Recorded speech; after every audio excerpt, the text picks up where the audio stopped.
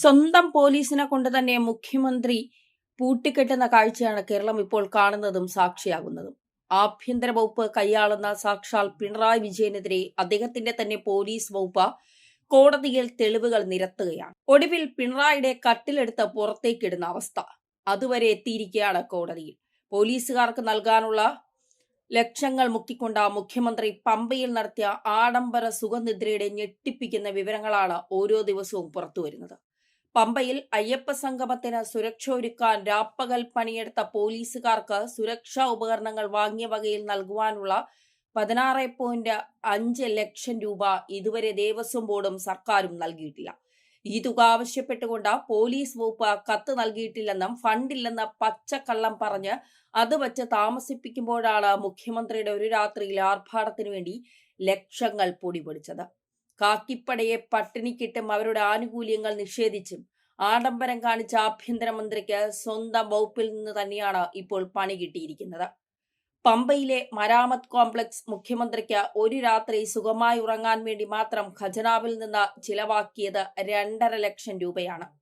വെറുമൊരു ഉറക്കത്തിനു വേണ്ടി പുതിയ കട്ടിൽ, പുതിയ മെത്ത, വില കൂടിയ തലയിണകൾ, ബെഡ്ഷീറ്റുകൾ എന്നിവ വാങ്ങാൻ മാത്രം 1 ലക്ഷത്തിലധികം രൂപയാണ് പൊടിപൊടിച്ചത്. മുഖ്യമന്ത്രി നടന്നു പോകുന്ന വഴിയിൽ വിരിക്കാൻ 15,000 രൂപയുടെ ചുവന്ന പരവതാനി, വേറെയും വേണമത്രേ. കോർണർ സോഫയുടെ ടീപ്പോയും ഒക്കെയായി ഒരു രാജകീയ സജ്ജീകരണമാണ് അവിടെ ഒരുക്കിയത്. എന്നാൽ ഹൈക്കോടതി നിയോഗിച്ച ഓഡിറ്റ് റിപ്പോർട്ട് ചോദിക്കുന്ന പ്രധാന ചോദ്യം ഈ ലക്ഷങ്ങൾ വില വരുന്ന സാധനങ്ങൾ ഇപ്പോൾ എവിടെയാണ് എന്നാണ്.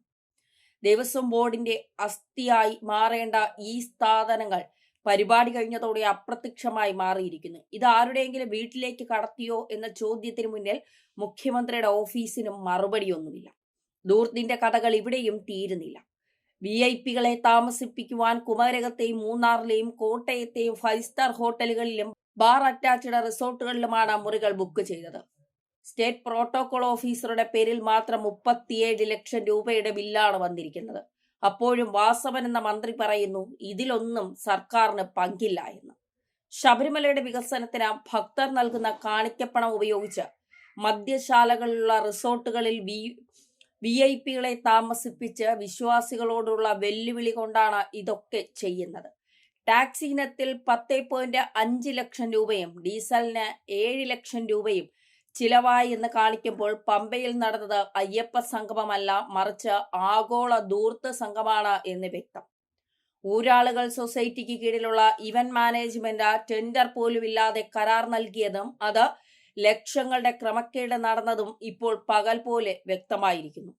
5000 പേർക്ക് ഭക്ഷണം നൽകി എന്ന് കാണിച്ച 8.5 ലക്ഷം രൂപ വാങ്ങിയപ്പോൾ യഥാർത്ഥത്തിൽ അവിടെ എത്തിയത് 4000 പേർ മാത്രമായിരുന്നു. കോടതിയിൽ സ്പോൺസർഷിപ്പ് വഴി പണം കണ്ടെത്തുമെന്ന് കള്ളം പറഞ്ഞിട്ടാണ് ദേവസ്വം ബോർഡിന്റെ പണം ഇങ്ങനെ വാരിക്കോരി ചെലവാക്കിയത്. പമ്പയിലെ സുരക്ഷാ ഉദ്യോഗസ്ഥർക്ക് നൽകാൻ 16 ലക്ഷം രൂപ ഇല്ലാത്ത സർക്കാർ മുഖ്യമന്ത്രിയുടെ ആഡംബരത്തിനു വേണ്ടി കോടികൾ ഒഴുക്കി. ആകെ 10 കോടിയോളം രൂപ ചിലവായ ഈ പരിപാടിയിൽ 4 കോടിയിലധികം രൂപ ഇനിയും കൊടുത്തു തീർക്കാനുണ്ട്. ഇവിടെ നമ്മൾ ഓർക്കേണ്ട ഒരു കാര്യമുണ്ട്. കരുവന്നൂർ ബാങ്ക് തട്ടിപ്പിൽ പാർട്ടി പ്രതിക്കൂട്ടിലായതുപോലെ ചരിത്രത്തിൽ ആദ്യമായി ഒരു സർക്കാർ തന്നെ തട്ടിപ്പിന്റെ പേരിൽ കോടതിക്ക് മുന്നിൽ നഗ്നമാക്കപ്പെടുകയാണ്. പാവപ്പെട്ട പോലീസുകാരുടെയും ഭക്തരുടെയും ഒരുപോലെ പറ്റിച്ച ഈ പിടിച്ചുപറിക്ക് ഹൈക്കോടതിയിൽ മുഖ്യമന്ത്രിക്കും കൂട്ടർക്കും മറുപടി പറയേണ്ടി വരും. അധികാരത്തിന്റെ ധാർഷ്ട്യത്തിൽ എന്തും കാട്ടിക്കൂട്ടാമെന്ന് കരുതിയവർക്ക് നിയമവ്യവസ്ഥ നൽകുന്ന വലിയൊരു പ്രഹരം കൂടിയാണിത്. ശബരിമലയെ തകർക്കാൻ ശ്രമിക്കുന്നവർ തന്നെ അവിടത്തെ പണമെടുത്ത് ആർഭാടം കാണിക്കുന്നത് വിശ്വാസികൾക്ക് പോലും ക്ഷമിക്കാനാകില്ല എന്നുള്ളതാണ് യാഥാർത്ഥ്യം. ശബരിമലയുടെ പേരിൽ CPM സർക്കാർ കാട്ടിക്കൂട്ടുന്ന ഈ അക്രമങ്ങൾ അല്ലെങ്കിൽ ഈ ധൂർത്ത് ഇത് അംഗീകരിക്കാൻ കഴിയില്ല എന്നുള്ളതൊരു യാഥാർത്ഥ്യം തന്നെയാണ്. പ്രത്യേകിച്ച് തിരഞ്ഞെടുപ്പ് അടുത്ത് നിൽക്കുമ്പോൾ ശബരിമലയിലെ കൊള്ള മാത്രമല്ല, അയ്യപ്പ സംഗമത്തിന്റെ പേരിൽ സർക്കാർ ദൂർത്തടിച്ച പണത്തിന്റെ കണക്കുകളും കേരളത്തിലെ ജനം ചർച്ച ചെയ്യും എന്നുള്ള കാര്യത്തിൽ സംശയം വേണ്ട. ഈ സർക്കാർ അധികാരത്തിൽ കയറിയ അന്ന് മുതൽ തുടങ്ങിയതാണ് ഈ ദൂർത്ത്. നവകേരള യാത്രയിൽ ഒരു ബസ് മുഖ്യമന്ത്രി പിണറായി വിജയനും സഹാക്കൾക്കും വേണ്ടി ഒരുക്കിയിരുന്നു. ആ ബസ് പിന്നീട് മ്യൂസിയത്തിൽ വച്ച് ഉപയോഗിക്കാമെന്നാണ് ഒരു മന്ത്രി പറഞ്ഞത്. ആ ബസ് ഏതെങ്കിലും മ്യൂസിയത്തിൽ, കേരളത്തിലെ ഏതെങ്കിലും മ്യൂസിയത്തിൽ നമ്മൾ ആരെങ്കിലും കണ്ടിട്ടുണ്ടോ? ആ ബസ്സിൽ മുഖ്യമന്ത്രിക്ക് കയറാനും ഇറങ്ങാനും ഒക്കെ പ്രത്യേക സൗകര്യങ്ങൾ, ഏതൊക്കെ രീതിയിൽ ആഡംബരം കാണിക്കാൻ കഴിയുമോ അതിന്റെ അങ്ങേ അറ്റമായിരുന്നു നവകേരള ബസ്സിൽ ആഡംബരം ഉണ്ടായിരുന്നത്. നവകേരള യാത്ര എന്ന് പറഞ്ഞുകൊണ്ട് സഖാക്കന്മാർ കാട്ടിക്കൂട്ടിയ യാത്രയിൽ എന്തുണ്ടായി, യാത്ര കഴിഞ്ഞതിന് ശേഷവും എന്തുണ്ടായി എന്നുള്ളതൊരു വലിയ ചോദ്യമാണ്. ആ ചോദ്യത്തിനും ഇതുവരെ ഉത്തരമോ മറുപടികളോ ആർക്കുമില്ല.